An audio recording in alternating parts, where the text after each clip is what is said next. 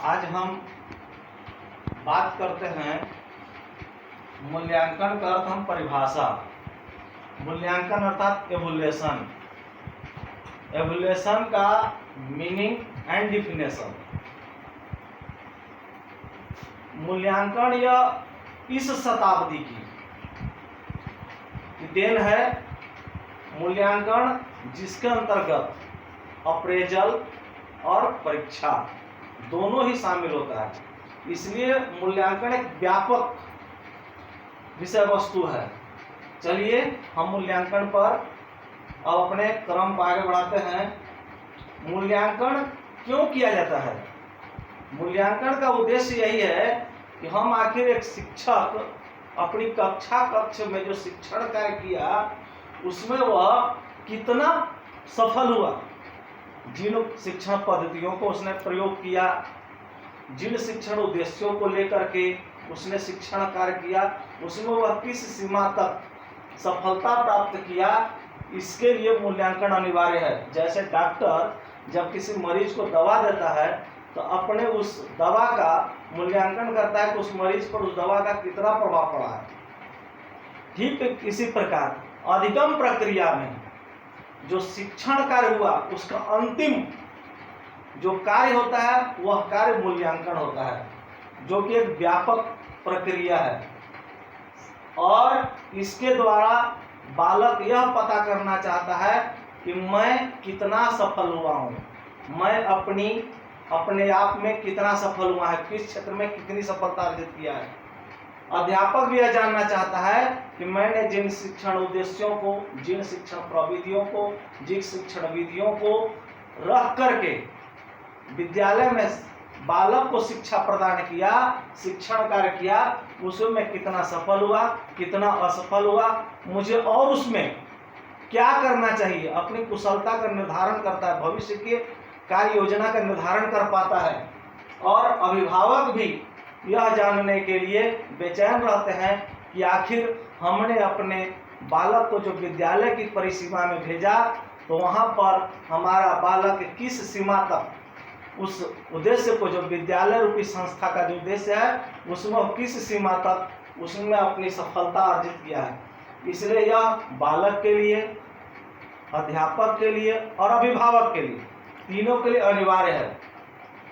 इसके द्वारा यह निर्धारित कर लिया जाता है कि शिक्षा के उद्देश्यों की प्राप्ति में जो हमारा पाठ्यक्रम है, करिकुलम है, वह उसमें कितनी सफलता अर्जित कर पाया है, हमारी शिक्षण पद्धति ठीक है या उसमें सुधार की जरूरत है। इसके द्वारा शिक्षक अपनी सफलता और असफलता और भविष्य की कार्य योजना को रूप प्रदान कर पाता है।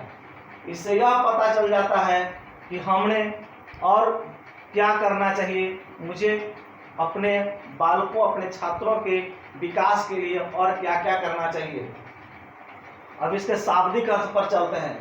शिक्षा का मूल्यांकन का शाब्दिक अर्थ के अनुसार मूल्यांकन दो शब्दों से मिलकर बना है, मूल्य और अंकन बराबर मूल्यांकन। इस प्रकार इसका अर्थ हुआ कि छात्र के गुण दोषों की व्याख्या करके उसके संबंध में उचित निर्णय करना, छात्र में कितना गुण है, कितना दोष है, उसके संबंध में बारे में उचित निर्णय करना और उसके मूल्य का निर्धारण करना कि वास्तविक मूल्य का निर्धारण कैसे होगा, यह कितना उसमें दोष है, कितना गुण आया है। दूसरे शब्दों में कह सकते हैं मूल्यांकन वह प्रक्रिया है जिसके द्वारा किसी कार्य की, किसी वस्तु की या किसी व्यक्ति के मूल्य का निर्धारण किया जाता है, निश्चित किया जाता है। इसी संबंध में प्रसिद्ध शिक्षा मनोवैज्ञानिक थॉर्नडाइक महोदय का कहना है कि अगर कोई भी वस्तु, जो वस्तु अस्तित्व में है, अगर उसमें कोई मात्रा है तब उसकी मात्रा का मापा जा सकता है, उसका हम मात्रा का निर्धारण कर सकते हैं अगर वस्तु में मात्रा है तो। इसलिए मूल्यांकन एक पक्षीय नहीं या बहुपक्षीय प्रक्रिया है, जिसके द्वारा हम शैक्षिक योग्यता का पता लगाते हैं, बालक में रुचियों का पता लगाते हैं, उसकी अभिवृत्तियों का पता लगाते हैं, उसमें जो व्यवहार में परिवर्तन हुआ उसमें किस सीमा तक यह परिवर्तन हुआ इसका पता लग जाता है। इसके लिए क्या करते हैं, हम इसमें साक्ष्यों को एकत्र करते हुए उसका हम वर्णन करते हैं, उसकी व्याख्या प्रस्तुत करते हैं। इस प्रकार मूल्यांकन एक व्यापक है जिसके अंतर्गत मापन भी शामिल है और परीक्षा भी शामिल है, मतलब अप्रेजल भी शामिल है और मेजरमेंट भी उसमें अंदर शामिल है। इस प्रकार मूल्यांकन का ही भाग है परीक्षा और जांच।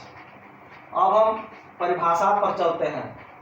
हम ऑलरेडी बता चुके हैं कि जो परिभाषाएं होंगी वह डबल इन्वर्टेड कोमा के अंदर ही होगी, उसमें हमको किसी प्रकार का छेड़छाड़ नहीं करना है, उनकी परिभाषा हूबहू हो और यथार्थ हो।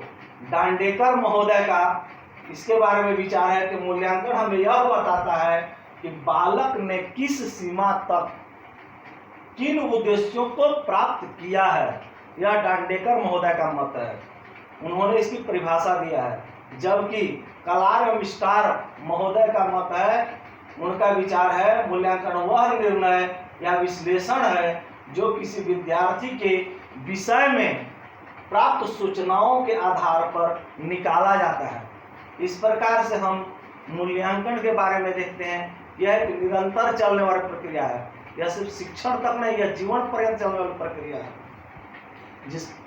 इसलिए इसके बारे में हमें मूल्यांकन का व्यापक रूप में लेना चाहिए। अब हम अगले जो आपके भाग में बताएंगे मापन का परिभाषा बताते हुए हम मूल्यांकन का परिभाषा बताएंगे। इसलिए हमारे YouTube चैनल जिसका नाम है आनंद मिश्रा सर का टीचर ट्रेनिंग, आप इसको सब्सक्राइब कर लीजिए और हमारे लगातार टीचर ट्रेनिंग से संबंधित जो आपके सिलेबस है उस पर हमारा लगातार आपका पाठ्यक्रम आते रहेगा। आप उसको तुरंत प्राप्त कर सकते हैं। धन्यवाद।